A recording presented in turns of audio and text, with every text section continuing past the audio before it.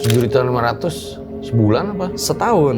Jadi saya cari yang lain itu harganya 20-30 juta rata-rata. Berarti sebulan? Sebulan bisa dikatakan sekitar 700-an lah. Berenam ya? Berenam. Murah banget. Jadi 100 ribuan seorang ya? 100 ribuan seorang. Jam 2:30. Tahu-tahu mas, saya nggak ngelihat masuknya gimana, nggak ngerasa ada apa-apa. Dia tangannya begini tuh langsung rapat lagi kayak gini. Dia tuh dari posisi tidur langsung bangun mas. Sit. Tahu-tahu si cewek ini duduk di tembok gini, terus nangis pertama. Setelah nangis, habis itu dia berdiri. Berdiri itu langsung cekikikan mas. Langsung cekikikan kayak gitu. Keras banget kan. Kemudian ya pasti yang lain langsung kaget dong kan gitu kan. Ketawanya gimana tadi?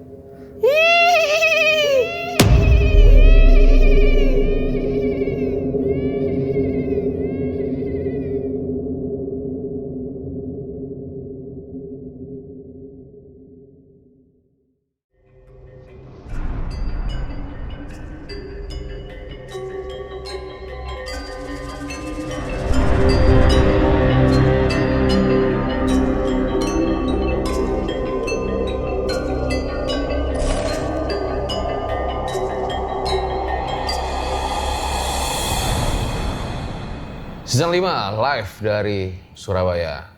Urip iku urup. Urip iku urup. Hidup itu nyala. Merupakan satu dari sekian banyak filosofi Jawa yang membimbing kita jadi lebih baik. Kita dilahirkan untuk bermanfaat bagi orang lain. Karena kita hidup di dunia hanyalah sebuah ujian untuk kehidupan lebih baik di kehidupan berikutnya yang kekal dan abadi.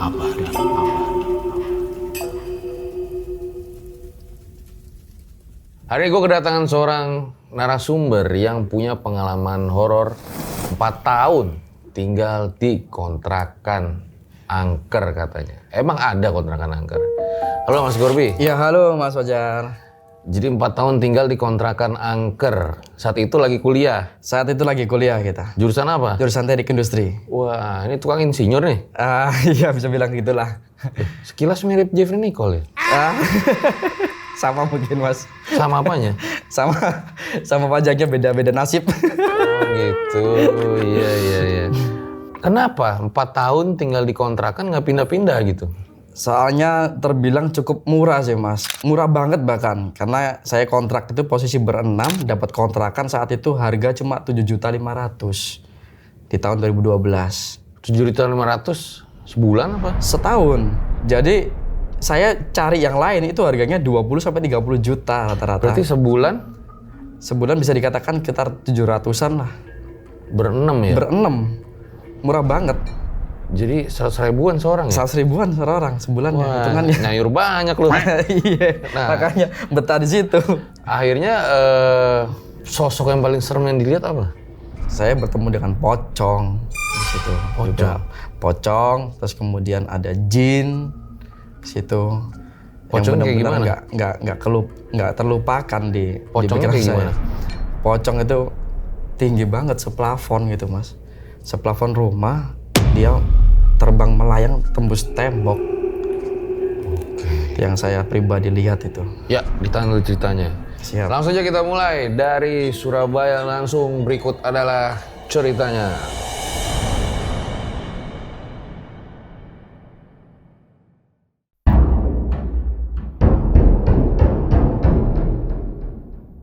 Ya, seperti biasa ya di RJ5 nggak ada setting-settingan, kita nggak nyuruh narasumber nambah-nambahin cerita. Mas Gorbi langsung aja, siap. ceritanya kayak gimana? Jadi gini mas, bermula saya ini akan kuliah di Surabaya, saya asli Mojokerto. Saya kuliah di Surabaya, itu angkatan 2011 di kampus UPN Jatim.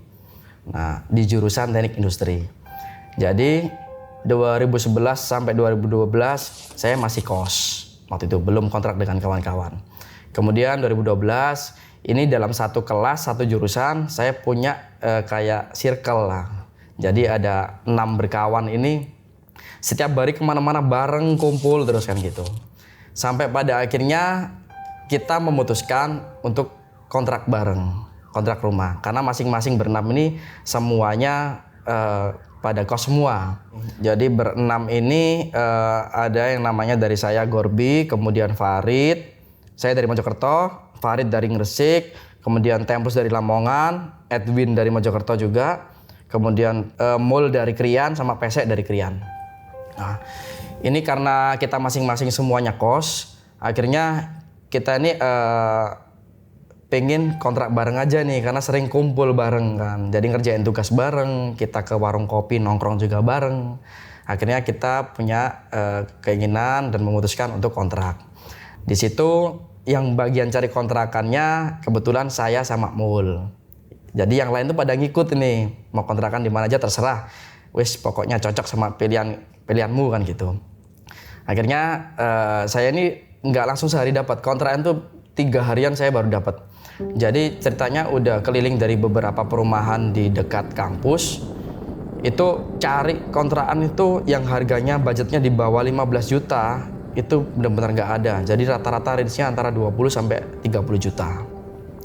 Nah kemudian di hari ketiga di salah satu perumahan dekat kampus juga saya keliling nih. Kemudian karena lama di situ didatengin satpam security.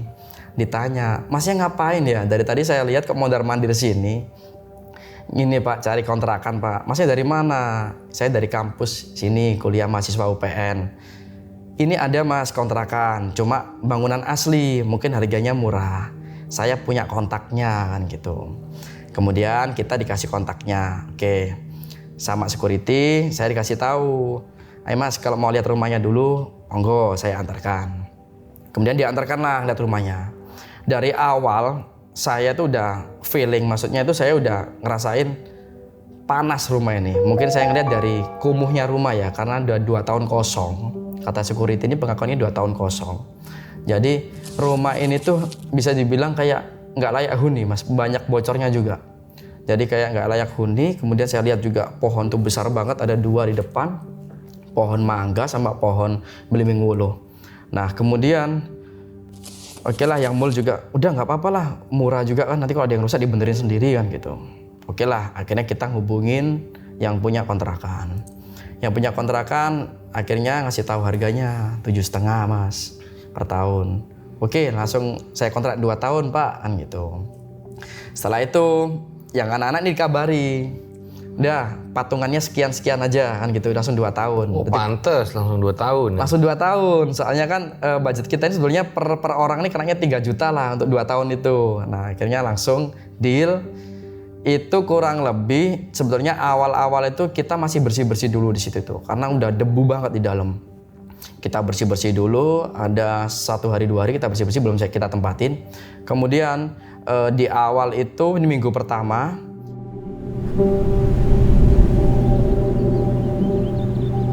itu yang nempatin saya, Mul sama Templus. Karena udah pindah dari kontrak di kos-kosan nih. Yang untuk 3 berikutnya Farid, Pesek sama Edwin ini belum pindah. Tunggu tanggal kontrakan kosnya habis. Nah, setelah itu singkat cerita sebulan pertama kita udah pindah semua ke situ. Itu nggak ada apa-apa. Sebenarnya kita nggak ngerasakan ada sesuatu yang beda atau aura mistis, itu nggak ada. Nah, semua itu berawal dari kita menebang pohon wuluh, pohon belimbing wuluh di depan. Jadi karena kita melihat belimbing wuluh ini bentuknya Y ya, bentuknya itu satunya ke atas genting, satunya itu nutupin garasi. Jadi kalaupun kita bawa mobil, kita mau masukin garasi itu susah karena kehalang dengan belimbing wuluh. Dan setiap hari itu daunnya berguguran terus, jadi kotor kan kumuh. Akhirnya kita punya keputusan tuh mau motong pohon ini. Tapi motongnya itu nggak semua kita tebas, cuma kita potong yang ke arah bercabang ke arah garasi. Nah, di hari besoknya, di bulan kedua, awal bulan di hari kedua, kita pulang kuliah jam 12 siang. Itu kita udah rencana mau motong belimbing wuluh ini tadi kan pohon. Kita sampai kontrakan berenam, kemudian saya, Templus sama Mul itu cari pinjaman gergaji sama parang kapak gitu kan untuk motong pohon ini. Di ujung gang pojokan itu ada tukang bangunan lagi renov rumah. Nah, ini kita pinjam alatnya nih di situ. Kemudian setelah jalan sampai di depan rumah, bapak depan rumah kontrakan saya ini itu negur.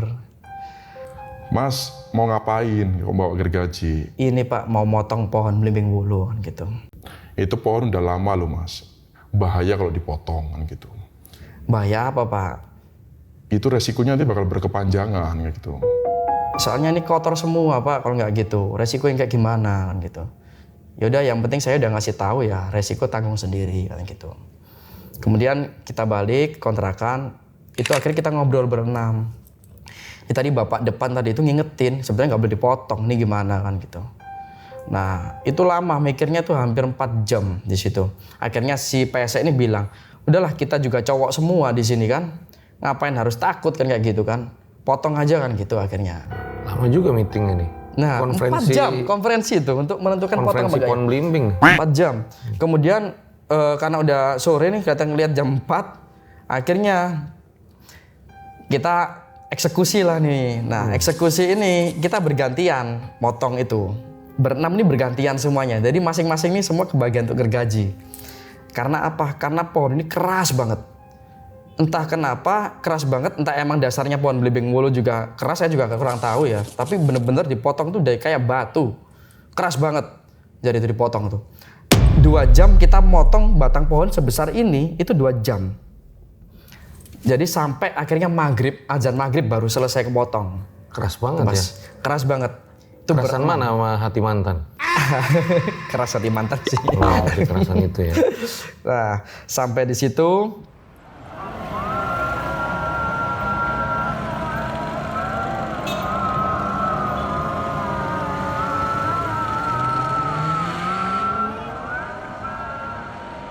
akhirnya maghrib, kita beberes semuanya, selesai.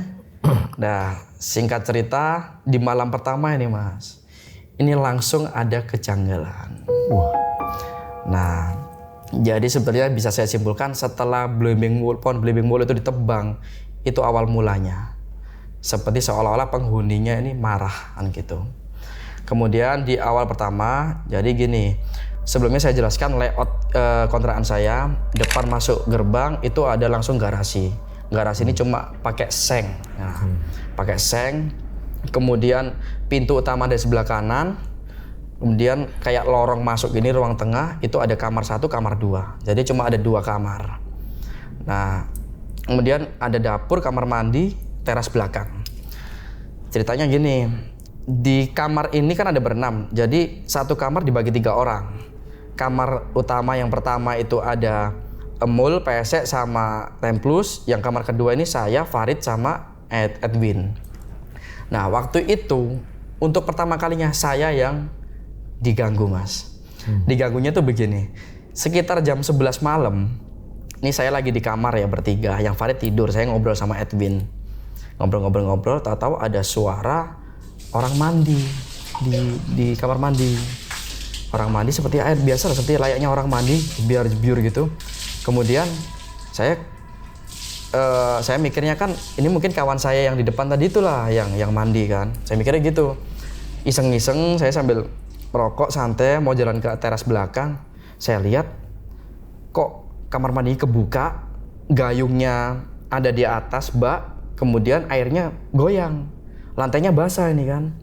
Padahal suara itu baru aja. Kalaupun ada orang mandi, itu pasti masih ketutup dong atau masih kelihatan lah kan gitu kan. Cuma keluar kamar gini aja. Nah, kemudian saya langsung ke kamar depan, saya buka. Tadi siapa nih yang mandi kan gitu kan. Saya bangunin semuanya. Terus habis itu yang Templus itu kan lagi pakai headset, lagi main HP. Siapa di sini nggak ada yang mandi dari tadi juga dalam kamar kan gitu kan. Akhirnya saya bilang ke Edwin, tadi tuh ada suara orang mandi denger kan? Loh iya emang karena nggak ada yang mandi apa kan gitu kan. Nah kemudian yang Edwin saya ajak keluar sama Templus tadi tuh. Lihat bareng-bareng. Akhirnya bareng-bareng kita ke kamar mandi. Ngelihat itu lantai dalam keadaan kering. Saya heran banget, lantai dalam keadaan kering. Kemudian bak itu airnya juga tenang. Gayungnya ada di atas air. Jadi seolah-olah kayak di situ cuma saya yang ngelihat, tapi suara itu juga disaksikan sama Edwin. Kedengar juga keras karena kamar mandi kan juga mepet dengan kamar saya, Mas. Kamar mandi ini gitu. Itu di malam pertama. Kemudian di malam kedua.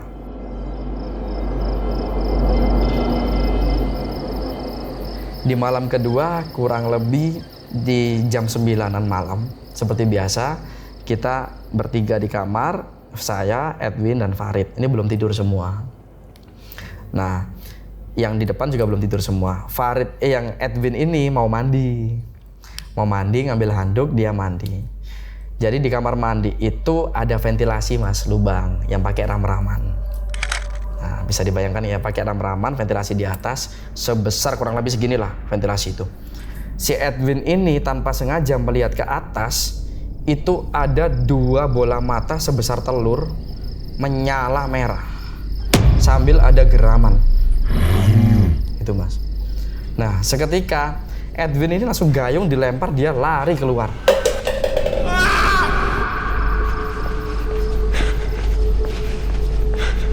Lari terbirit-birit masuk ke dalam kamar, cerita semuanya. Jadi pada tahu semua. Akhirnya kita bareng-bareng lagi ke belakang itu, ya nggak ada apa-apa gitu loh. Tapi Edwin doang ini yang diliatin gitu kan. Itu WC yang sama yang tadi? Sama, kamar mandinya sama. Jadi kamar mandinya sama. Jadi dari luar kan, emang luarnya kamar mandi itu kan langsung teras luar gitu aja, teras belakang. Yang pojokan ada gudang. Nah, kemudian setelah itu kurang lebih udah masuk bulan ketiga nih.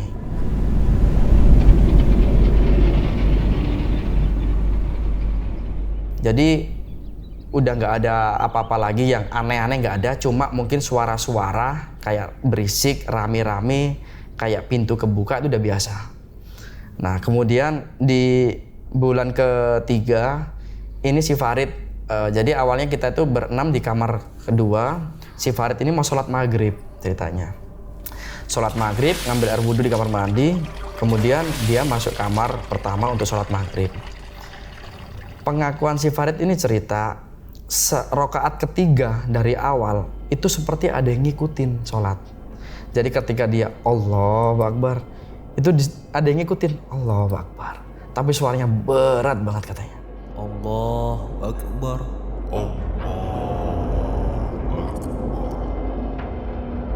Suaranya berat banget sampai terakhir, jadi ngikutin terus sampai salam. Dia noleh nggak ada siapa-siapa di situ. Dia merinding langsung cerita lagi. Jadi kita tuh kalau ada kejanggalan apa-apa langsung saling cerita, Mas. Jadi semuanya udah tahu semua gitu. Dan kemudian ada di setelah itu 3-4 bulan kita udah nggak ada lagi. Kemudian kurang lebih 3-4 bulan nggak ada lagi. Awal mula ini dari si Templus ngalamin hal yang aneh. Jadi kita kan di kontrakan itu ada kucing nih. Kita punya piaraan, ya entah kucing dari mana juga datang sendiri, kadang hilang, kadang datang kan gitu. Kucingnya warna oranye. Kita namain Sri kucing itu, kucing cewek. Nah, setiap Sabtu, Jumat, Sabtu, Minggu, anak-anak ini pasti teman-teman ini pada pulang ke rumah, Mas. Jadi nggak ada di kontrakan. Kontrakan itu kosong. Kemudian di suatu ketika Templus ini dari Lamongan menuju kontrakan Minggu malam. Padahal biasanya anak-anaknya baru balik Senin pagi, baru pada ke kontrakan untuk kuliah. Tapi Minggu malam ini Templus ini udah duluan ke kontrakan. Akhirnya dia tanpa sengaja itu kurang lebih jam 9-an juga, dia lagi enak-enak di kamar, kemudian lagi headsetan nih, ngelihat kucing itu merayap di dinding. Si Sri ini merayap di dinding, kemudian dia pentelengin lagi, dia sampai jalan kebalik di atas di plafon, gitu. Dia akhirnya jalan kebalik gimana? Kucing itu merayap di dinding, Mas, di dinding kemudian kebalik gini, jadi merayap jalan gitu kucing itu. Itu lihat, itu langsung dia kabur ke warung kopi depan kampus. Dia langsung tanpa nutup semuanya, dia langsung kabur sambil BBM zamannya waktu itu, BBM ke kita semua, bro kapan balik kontrakan, cepet aku dari kontrakan ini kan gitu. Dia sampai paginya baru nungguin kita, Mas, di warung kopi pagi, nggak berani sendirian dia balik. Itu segitunya. Catwoman kali. Nah itu, jadi kita diceritain tuh seolah-olah kayak nggak percaya mas. Gimana masa kucing kebalik kan gitu kan? Nah kemudian setelah itu beda beberapa hari. Ini kan kita berenam ini setelah habis maghrib biasanya emang rutinitas ke warung kopi setelah habis maghrib rata-rata. Itu kita kan main game, nongkrong bareng kan gitu kan. Waktu itu zamannya main COC lah, Clash of Clans. Kita bareng-bareng ke warung kopi. Kemudian ada salah satu teman kampus ini datang ke kontrakan tanpa kasih kabar. Emang sih biasanya kita tinggal itu kita nggak pernah kunci rumah itu, nggak pernah kunci, nggak pernah pagar, nggak pernah digembok. Karena emang udah nggak ada siapa-siapa juga, motor juga nggak ada, kita bawa semua kan gitu, aman. Nah setelah itu dia masuk kontrakan, biasa aja seperti rutinitas biasa dia main ke kontrakan lalu tiduran lah di kamar belakang, di kamar saya. Dia tiduran sambil main HP ceritanya. Itu posisi habis maghrib. Nah itu teman saya langsung nggak sengaja lagi main HP gini di pintu, jadi pintu kamar itu pintu geser mas, pintu geser ya, itu masih kebuka separuh. Itu dia ngelihat ada pocong setinggi plafon itu nunduk masuk ke kamar. Dari pocong itu posisi nunduk masuk ke kamar gini mas. Dia itu langsung nggak bisa kaku, nggak bisa berkata apa-apa, langsung lari keluar terbirit langsung datang ke warkop, cerita ke anak-anak. Akhirnya di warkop dia nggak berani ke kontrakan lagi habis itu. Untuk beberapa bulan dia nggak berani ke kontrakan lagi, trauma katanya. Nah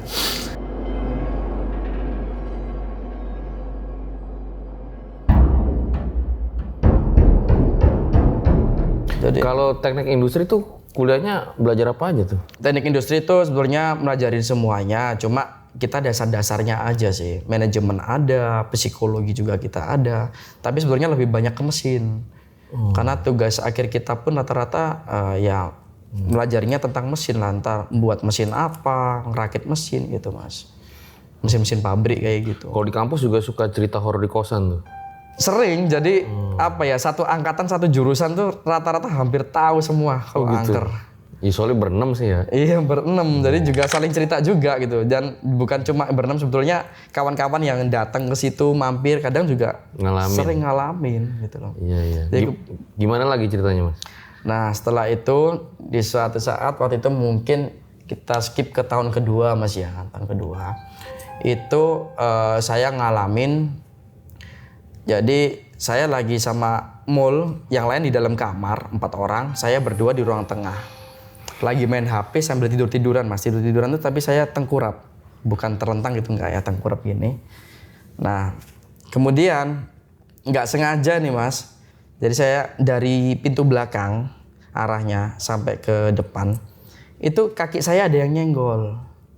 Jadi saya lagi main-mainin kaki di belakang, kaki saya ada yang nyenggol. Saya heran.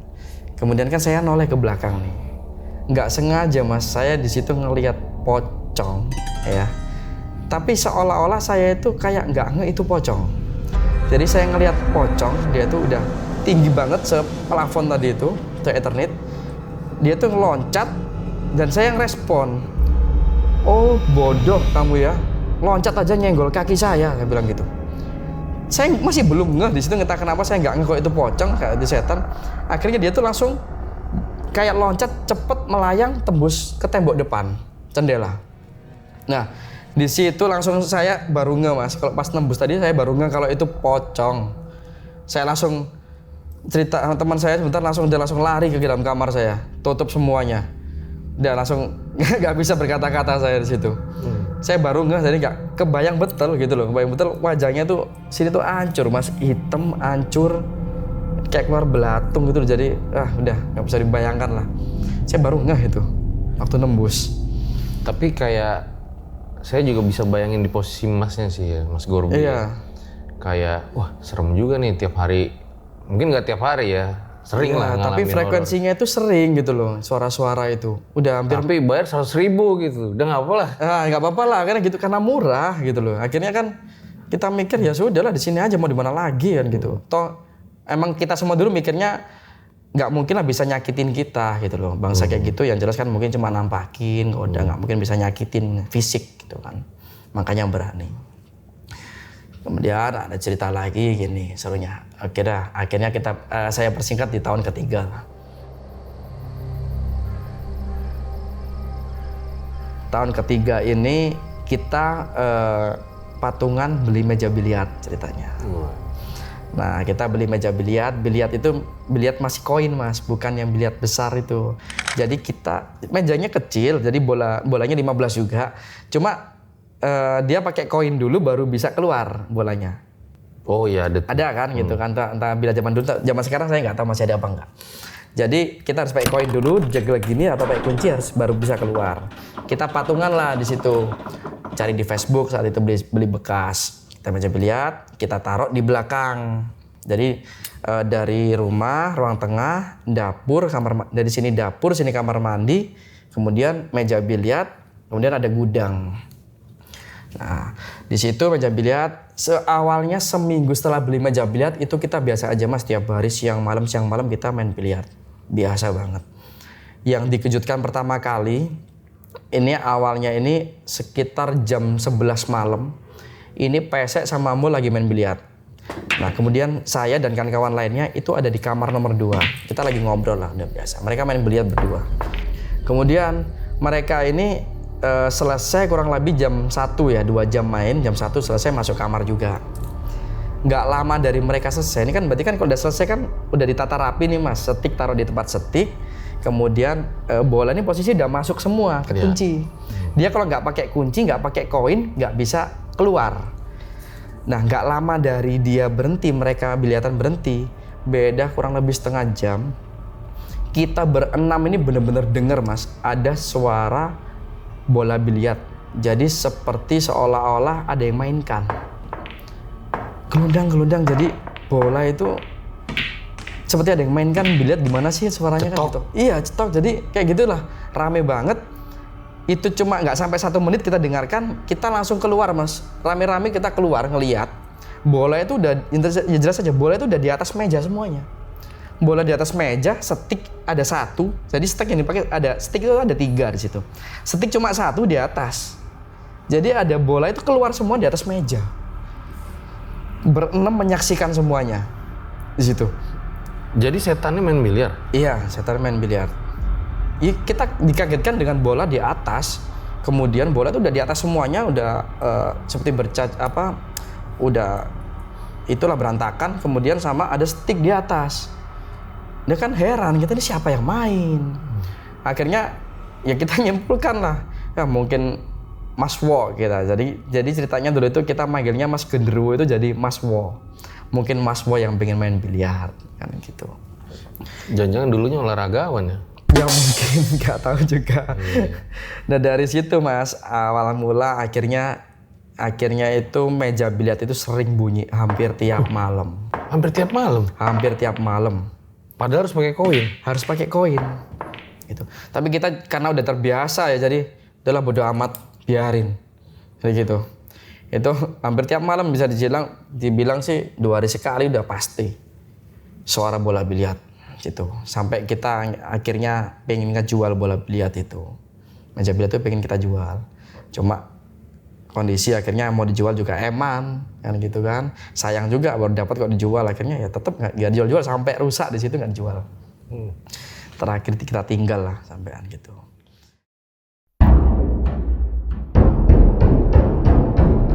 Nah, singkat cerita ini jadi gini, setiap ada kawan cewek yang datang ke kontrakan itu mungkin ya bisa saya simpulkan tuh kalau mereka emang lagi keadaan nggak bersih.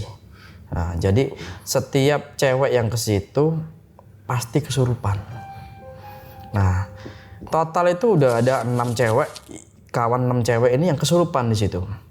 Dan kesurupannya itu selalu kuntilanak. Nah, itu nggak harus malam, entah siang, sore, habis maghrib, itu pasti kesurupan. Apalagi dia dalam keadaan nggak suci, dalam arti mungkin lagi haid. Nah, itu kesurupannya gimana? Dan berulang-ulang tuh mesti begini Mas. Jadi tahu-tahu si cewek ini duduk di tembok gini, terus nangis pertama. Setelah nangis, habis itu dia berdiri berdiri itu langsung cekikikan mas. Hiiii, langsung cekikikan kayak gitu, keras banget kan. Kemudian ya pasti yang lain langsung kaget dong kan gitu kan. Dia tuh jadi langsung bicara sendiri bilang, aku mau cewek ini biar jadi temanku di rumah. Diulang-ulang terus, aku mau cewek ini biar jadi temanku di rumah. Itu sambil dia mau lari ke arah belakang. Entah belakang tuh ke arah mana saya kurang tahu. Pokoknya dia selalu mau lari ke arah belakang. Dan kita semua cowok-cowok akhirnya megangin dong mas. Takut dia kenapa-napa kan. Dan kayak gitu. Jadi selalu kita pegangin. Udah sampai berulang-ulang ngomong kayak gitu terus. Aku mau cewek ini jadi temanku di rumah. Bilang gitu. Nah tapi untuk keluarnya juga gampang nih mas. Jadi dalam cerita ini yang bisa ngeluarkan ini saya sama Templus anak Lamongan. Itu emang udah sering ngalamin, berarti nanganin orang kesurupan udah biasa. Saya bisa ngeluarin juga kan, cepet gampang. Terus nanti selang berapa waktu gitu lagi sama. Itu biasanya satu cewek itu bisa 2-3 kali kesurupan di rumah itu. Sampai akhirnya kita suruh pulang. Ketawanya gimana tadi? Cekikan gitu, keras banget. Nah, kemudian itu setiap entah siang, sore, malam itu bisa terjadi. Nah, singkat cerita ini di akhir ini ada cewek yang ke-6 nih mas. Jadi cewek yang ke-6 yang kesurupan di situ. Ini ceweknya Mas Gorbi semua? Bukan, teman kuliah. Teman aja ya? Teman kuliah. Kita singkat cerita di tahun ke-4 lah. Ini kalau yang untuk kejadian-kejadian kayak barang jatuh, terus kemudian suara keran bunyi sendiri, air kamar mandi bunyi itu udah biasa banget mas. Itu juga sama kayak meja biliar, hampir tiap hari udah biasa. Kemudian yang cewek ke-6 ini datanglah siang-siang. Siang-siang dia pengen main, habis kerjain tugas juga main seharian di situ sampai malam mas. Ceritanya dia ini cerita nggak mau pulang. Nah nggak mau pulang sampai dia tapi di ruang tengah mas, nggak mau pulang sampai jam 11 malam. Dia ini jalan sendiri keluar tapi yang di teras belakang. Keluar di situ kan ada tempat duduk, kemudian ada biliar, ada gudang. Gudang itu terbuat dari triplek kayu. Di pojokan ada pohon keres. Saya yang nanam keres itu. Nah kemudian si cewek ini diam-diam ke belakang nih duduk. Yang lain pada di ruang tengah. Nah kemudian gitu lagi mas. Saya pancing cerita kan. Kenapa kok nggak mau pulang ini gini? Intinya dia itu broken home. Nah, jadi orang tua itu lagi bertengkar lah di rumah, malas pulang, diusir kayak gitu kan. Dan balik lagi juga mas, nangis di situ mas. Nangis, kemudian nggak lama, ini saya udah merasakan hal-hal yang aneh sebenarnya di situ juga. Itu suara gemuruh dari gudang itu udah nggak karu-karuan mas. Jadi rame banget, kelodak sampai yang lain tuh dengar. Kawan-kawan saya di ruang tengah itu dengar semua, sampai pada datang juga mas. Jadi di gudang belakang itu, tapi kita cek barang itu rapi. Jadi kayak di situ ada roda sepeda, ada besi-besi tumpukan, ada kayak kardus-kardus gitu mas.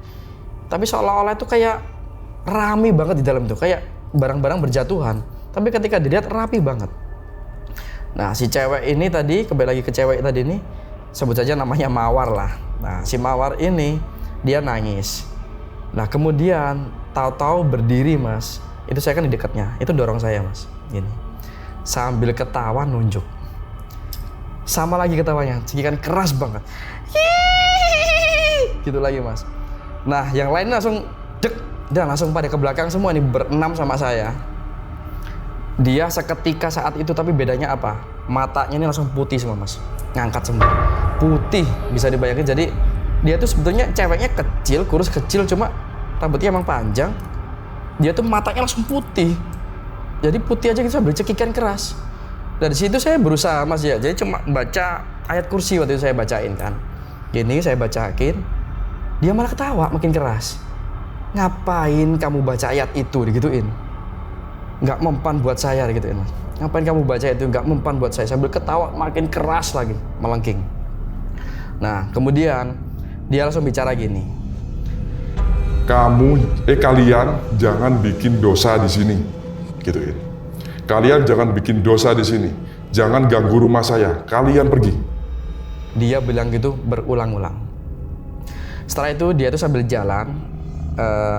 jalan, jadi kayak dia tuh kemayu gitu loh Mas. Jadi gini, tapi matanya putih semua. Dia tapi kayak kemayu gini Mas.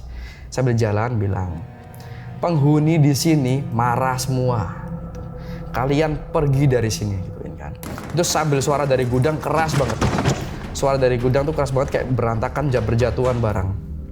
Kemudian dia nunjuk ke arah pojok pohon keres, ya. Dia nunjuk bilang, itu di situ ada Mas Bobot. Nah gitu, di situ ada Mas Bobot. Kalian jangan macam-macam, digituin. Kalian semua pergi dari sini, gituin Mas. Nah saya seketika dia nunjuk, kita berenam yang bisa ngelihat cuma saya dan Templus berdua. Di pojok itu saya ngelihat apa ya? Jadi badannya tuh pendek, badannya besar, ya badannya besar, berotot, pendek, rambutnya panjang, dia bercula kayak badak di sini tuh.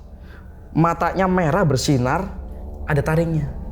Dia cuma berdiri gini aja Mas, kukunya panjang-panjang. Dia berdiri gini, sambil menatap ke arah kita. Tapi di situ yang bisa ngeliat cuma saya sama Templus posisinya. Nah, jangan di situ ada Mas Bobot. Kalian jangan macam-macam di sini. Kalian semua pergi dari sini gituin. Setelah dia bilang kayak gitu, langsung dia pingsan.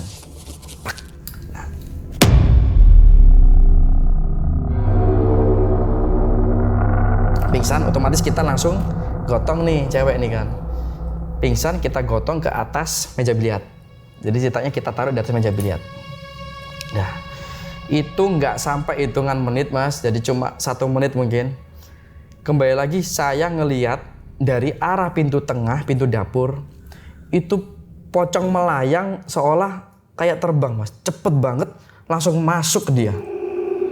Jadi saya tuh ngelihat proses dia masuk tuh ngelihat banget Mas. Jadi langsung masuk, otomatis dia tuh langsung tangannya gini, langsung gini Mas. Pek. Kaki langsung tegang gini udah. Pek gini. Mata itu melotot. Udah, melotot cuma ada itemnya ada. Cuma dia melotot.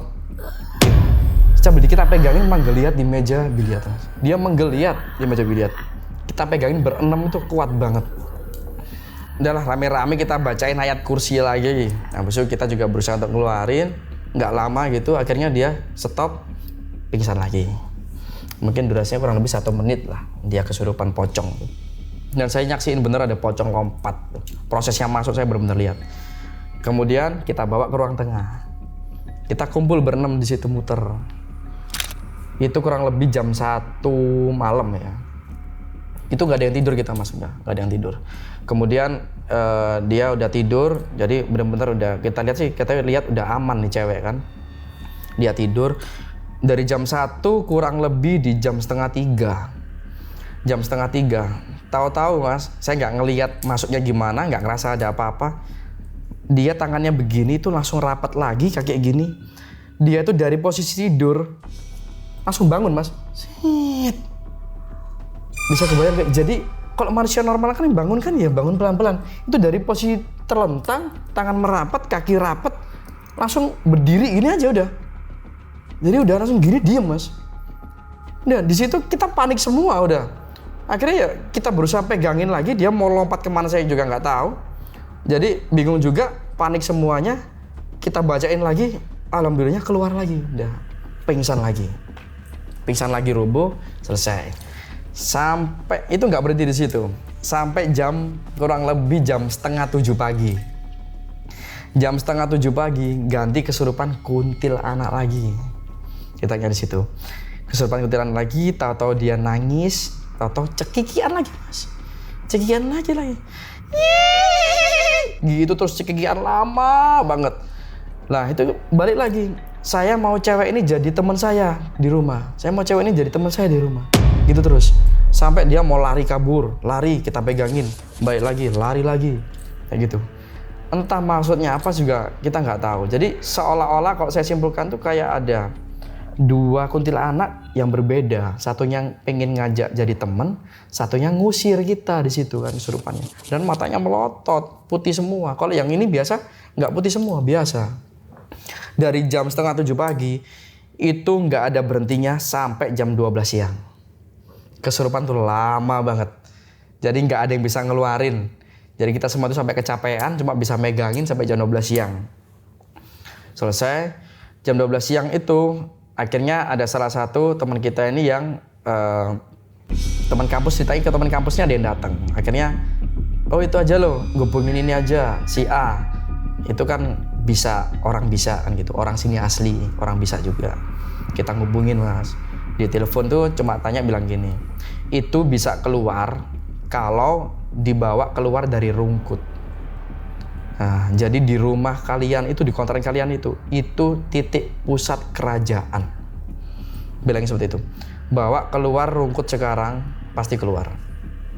Akhirnya ada inisiatif dari teman, ada yang bawa mobil datang ke kontrakan. Kita bawa itu, jadi kayak penculikan orang jadinya. Cewek tuh digotong bareng-bareng, masuk ke dalam mobil, langsung digas aja keluar dari Rungkut Mas. Jadi keluar dari Rungkut, otomatis langsung keluar dia. Udah.